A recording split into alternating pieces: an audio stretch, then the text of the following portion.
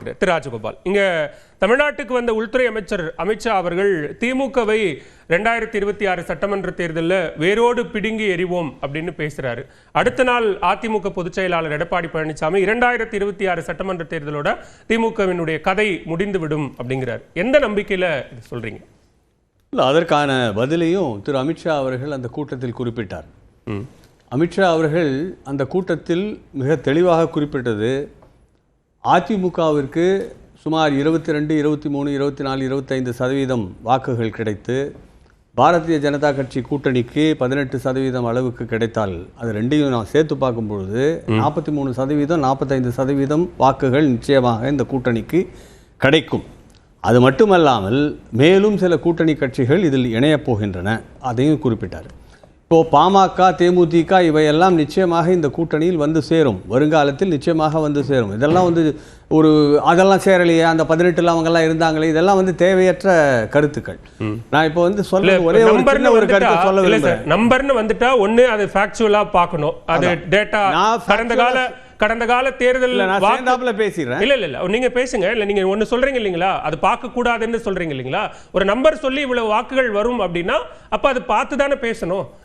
நான் சொன்னது வந்து திரு அமித்ஷா அவர்கள் குறிப்பிட்டதை நான் மீண்டும் வலியுறுத்தினேன். அதுதான், அதாவது தேர்தல் என்று வந்துவிட்டால் யாருக்கு எவ்வளவு வாக்குகள் கிடைக்கும் என்பது காலத்தின் முடிவு. 2019 ஆண்டில் கிடைத்த வாக்குகள் திமுகவிற்கு கிடைக்குமா? நிச்சயமாக கிடைக்காது. 2024 கிடைக்கும் வாக்குகள் திமுகவுக்கு கிடைக்குமா? நிச்சயமாக கிடைக்காது.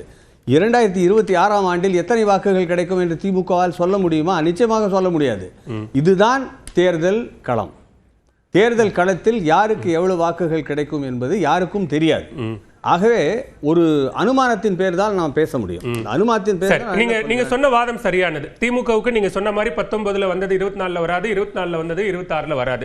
ஆனா திரு அமித்ஷா ரொம்ப உறுதிபட சொல்றாரு 21 + 18 39% வாக்குகள் வரும் அப்படிங்கிறது. அது என்ன நம்பிக்கை? போதுமான காலம் கொடுப்பீங்கன்னா உங்களுக்கு நான் நேரம் கொடுப்பேன். அது என்ன நம்பிக்கை? 3 முறை குறுக்கிட்டு இல்ல, அதுக்காக தான் கேள்வி கேட்கிறேன். நேரம் கொடுக்கிறதுக்காக தான் கேள்வி சொல்றதுக்கு காரணம் பாரதிய உங்ககிட்ட கேள்வி கேட்கிறேன், அதுக்கான நேரமும் கொடுக்கிறேன், நீங்க பதில் சொல்லலாம். பாரதிய ஜனதா கட்சி, அதிமுக இந்த கூட்டணி என்பது மிகவும் வலிமையான கூட்டணி.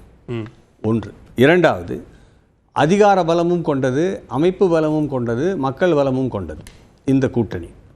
மூன்றாவது, இந்த கூட்டணியில் என்ன செய்ய போகின்றோம் என்பது பற்றி ஒரு தெளிவான செயல் திட்டம் நிச்சயமாக இருக்கும்.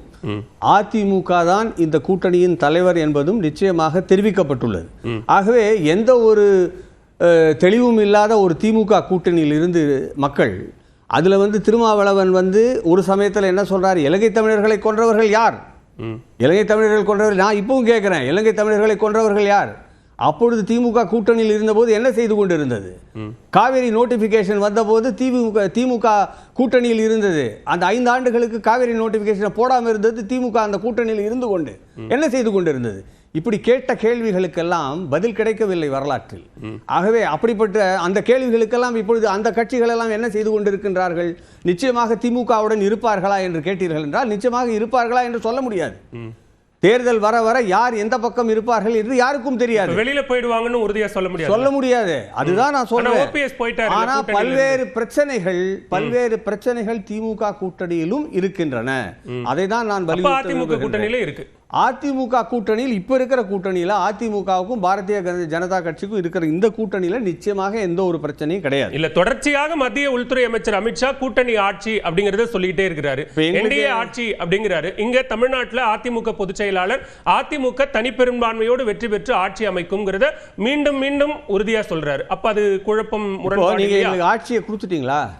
இல்ல, ஆட்சியை கொடுத்துட்டு பேசுறீங்களா கூட்டணியா இல்லையான்னு? எந்த துறை யாருக்குன்னு பேச போறோமா?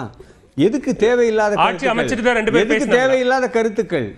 நானும் கேட்பேன், 2 பேரும் ஆட்சி அமைச்சிட்டு தான் அவங்க 2 கருத்தையும் சொன்னாங்களா? அரசியல் அமைப்பு சட்டத்தின்படி அரசாங்கம் அமைக்கப்படும், அதில் இருவேறு கருத்துக்கள் இருக்க முடியாது. முக்கியமாக சில பிரச்சனைகளுக்கு நான் தெளிவுரை வழங்க வேண்டும் என்று நான் விரும்புகின்றேன். கீழடி பற்றிய அந்த பிரச்சனை ஒரு பிரச்சனையே கிடையாது.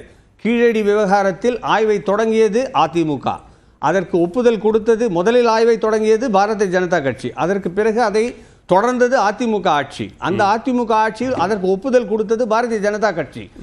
அதற்கு பிறகு இவர்கள் இப்பொழுது வந்து நாங்கள் தான் கீழடி அறிக்கையை நாங்கள் வெளியிட யார் இதை வெளியிடல? அவங்க சில தெளிவுரைகளை கேட்டிருக்காங்க. அது ஒரு சயின்டிபிக் மேட்டர், ஒரு டிபார்ட்மெண்ட்டுக்குள்ள நடக்குது. 800 பிசின்னு அவர் சொல்றாரு. 800 பிசி கீழடி கலாச்சாரம் வந்து 800 பிசியில் நடந்ததுன்னு அவர் சொல்றாரு. இன்னொருத்தர் சொல்றாங்க அந்த ஆய்வறிக்கை அவங்க வந்து அந்த எக்ஸ்பர்ட்ஸ் பார்த்தவங்க என்ன சொல்றாங்க, 500 பிசியில் இருந்திருக்கலாம் அப்படின்னு சொல்றாங்க. இந்த வந்து காலமுறை, அந்த எந்த காலத்தில் அந்த கலாச்சாரம் இருந்தது என்பது பற்றி அவர்களுக்குள்ளே ஒரு கருத்து வேறுபாடு இருக்கும் காரணத்தால் தெளிவுரை கேட்கப்பட்டுள்ளது. ஆனால் 800 பிசியாக இருந்தாலும் நிச்சயமாக மத்திய அரசு வெளியிடும்.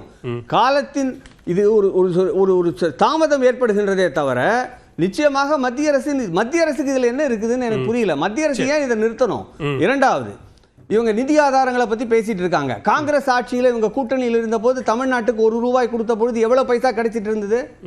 இப்ப 29 பைசான்னு சொல்றாங்க. அப்ப என்ன 30 பைசா கிடைச்சிருது, 31 பைசா கிடைச்சது, என்னவோ 50 பைசா வாங்கின மாதிரி பேசிட்டு இருக்காங்க. இப்பவுமே சொல்றேன், பிஜேபி ஆளும் மராட்டிய மாநிலத்தில் ₹1 கொடுக்கும் அந்த மராட்டிய மாநிலத்திற்கு ₹1க்கு 8 பைசா தான் கிடைக்கின்றது. அதனால் மாநிலத்தின் அடிப்படையிலோ ஆட்சியின் அடிப்படையிலோ இது கொடுக்கப்படுவது கிடையாது. இது வந்து ஃபைனான்ஸ் கமிஷன் ரெக்கமெண்டேஷன் அடிப்படையில் கொடுக்கப்படுவது. அது ஒரு பெரிய இன்னொரு தவறு. காலை உணவு திட்டத்தை பற்றி இன்னைக்கு குறிப்பிடுறாரு. காலை உணவு திட்டத்தை முதல்ல ஆரம்பிச்சது யாரு? அதிமுக ஆட்சியில். நீங்க வேணா போய் பாருங்க, பைலட் ப்ராஜெக்ட் போட்டது யாரு? கவர்னர் அன்னைக்கு இனாகிரேட் பண்ணாரு. நான் கூட இருந்தேன். என்னோட திட்டங்க அது. நான் தான் திட்டத்தை உருவாக்குனது. நான் தான். பிப்ரவரி 24 தேதி 2021 நீங்க நியூஸ் பேப்பர் எடுத்து பாருங்க. ப்ராஜெக்ட் இனாகிரேட் ஆனது ஆளுநர். எல்லா திட்டத்தையும் ஆளுநர் தான் உருவாக்குனாரு, செயலாளர் தான் உருவாக்குனாரு அப்படின்னு சொல்லிட்டு அரசாங்கம் எதுக்குங்கிற கேள்வி வந்துரும்ல. நீங்க நியூஸ் பேப்பர் பாருங்க. இல்ல சார் தெரியும், அது அரசாங்கம் எதுக்குங்கிற கேள்வி வந்துரும்ல. நீங்க வந்து அதாவது என்ன பேச விடுங்க. நீங்க தான் பேசிட்டு இருக்கீங்க இவ்வளவு நேரம். நீங்க தான் பேசிட்டு இருக்கீங்க. இல்ல நான் வந்து சொல்றது வந்து நீங்க தான் பேசிட்டு இருக்கீங்க. கேள்வி கேட்டா நீங்க சங்கடப்படுறீங்க. இவ்வளவு நேரம் நீங்க தான் பேசிட்டு இருக்கீங்க. நான் பதில் சொல்லிட்டேன். கீழடி குறித்து விளக்கம் சொல்லணும்னு விருப்பப்பட்டீங்க. நான் அனுப்பிச்ச குறுக்கீடு இல்லாம முழுசா அனுமதிச்ச நீங்க விளக்கம் சொல்லிருக்கீங்க. இப்ப இந்த திட்டத்தை பத்தி சொல்றீங்க. அரசாங்கத்தை நீங்க தான் நடத்தின மாதிரி சொல்றீங்க. அப்படி சொல்லும்போது சில கேள்விகள் வரத்தான் செய்யும். அப்ப பதில் சொல்லிட்டா பைலட் ப்ராஜெக்ட் அதுக்கு தான். சரி, ஓகே, பேசுவோம். பைலட் ப்ராஜெக்ட்னு சொன்னேன். அது நீங்க தான் உருவாக்குனதா சொல்றீங்க. திட்டத்தை உருவாக்குனது அதிமுக ஆட்சியில தான். ஆளுநர் வந்து அதை இனாகிரேட் பண்ணாரு. திரு ஜெயக்குமார் அமைச்சரா இருந்தவர். அவர் அந்த கூட்டத்தில் செயலாளராக இருந்த ராஜகோபால் தான் அந்த திட்டத்தை உருவாக்குனாரு. நான் தான் ஐடியா கொடுத்தேன். சரி, பேசுவோம். செய்திலாம் இருக்கு சார்.